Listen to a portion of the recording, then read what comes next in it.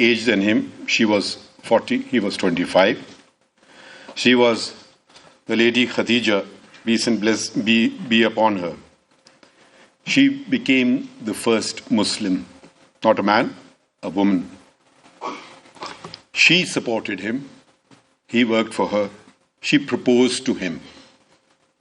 Can you imagine that even a few years ago in the West, where we are today? This is not an exception. I will just take a few minutes and just show what we talk about women's rights and how does the courts in Pakistan connect the two. Our constitution actually does not state that we can do whatever we want to. It starts with the saying that the sovereignty over the entire universe belongs to Almighty Allah, and all laws must conform to Islamic injunctions. We live in an Islamic society, so let's see what Islam gave to women, more or less or far more than what is understood. I'm not aware of any other religion which is, there are pillars of the faith in Islam. One is reading the namaz, the prayers, keeping fast, which will soon commence now in the holy month of Ramzan. One is a once in a lifetime Hajj, which is compulsory provided you have the resources to do so. An adult has to do so. And a central feature of the Hajj is you tread a woman's feet.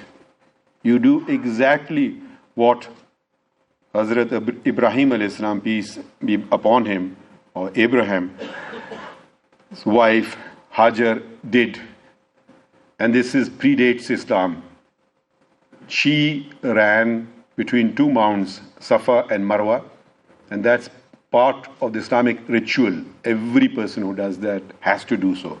So he literally does what this great lady did, and she was searching for water for her son, a prophet, the Prophet Ismail alayhi salam, peace be upon him.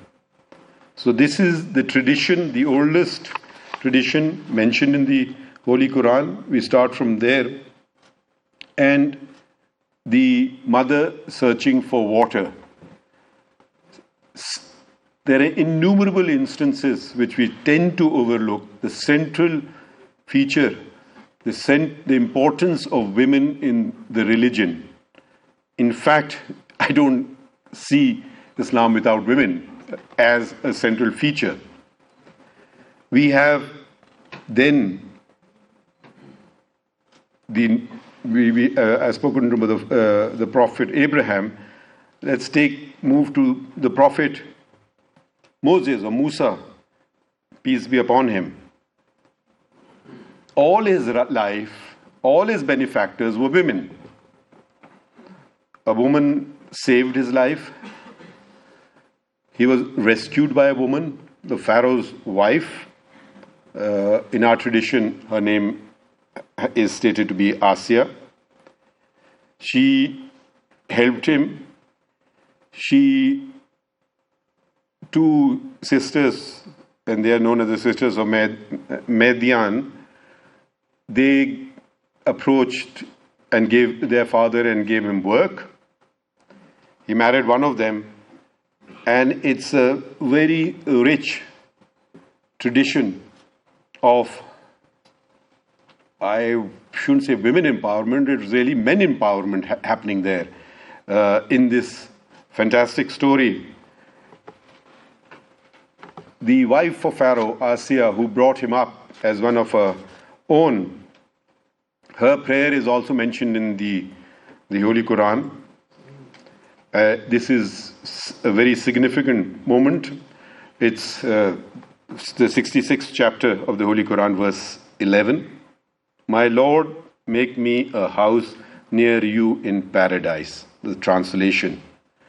So this is a prayer of a woman finds mention in the Quran, which is reproduced therein. Then let's move on to another prophet. Prophet Isa alayhi salam, peace be upon him. His mother, Mary, in our tradition, Maryam, is mentioned 35 times in the Quran, more so in the Bible.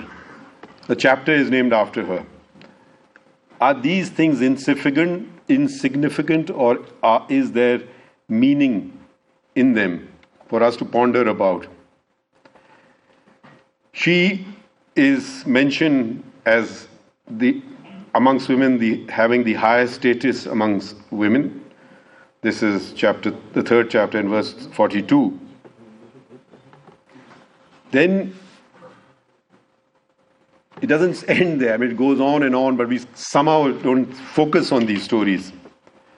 Then we have the persecution of the Prophet of Islam, Prophet Muhammad, peace and blessings be upon him, when he had to flee from his place of birth, Mecca, and took refuge in Medina. Before he reached Medina, he was accompanied by his dear friend, Hazrat Abu Bakr Siddiq, peace be upon him, and he was the first of the caliphs, who we refer to as the rightly guided caliphs. He was in hot pursuit by those who wanted to do him in. The two friends took refuge in the cave of Thor. And who brought them water and sustenance? A fact which many of you know here. Anyone can mention her name? See how few know this fact. She was pregnant, and she brought them food and thing. And in those days, the way you used to take water was to take it in a musk, a leather bag, and tie it, the knot from the top. And she used her waistband, tore it in half and tied it, the mouth of this. And when the Prophet saw it tied like that, he understood what she had done, and he gave her a title, the Lady of the Two Nitak, which is kamarband in our language, like a waistband. And she was very proud of that title. Any title that the Prophet would give to anyone, they would always use that in preference even to their own name. The first child born in Medina was her son when she was pregnant, Abdullah bin Zubair. Her story doesn't end there. She was not just providing water and sustenance. She fought in the Battle of Yarmouk herself, and this is 636, 20th of August, 636, which resulted in the victory of the Romans being expelled from Syria. When Hajjaj bin Yusuf surrounded Mecca, her son, the same son, Abdullah bin Zubair, consulted his mother, because it was considered this a lost cause. Should I surrender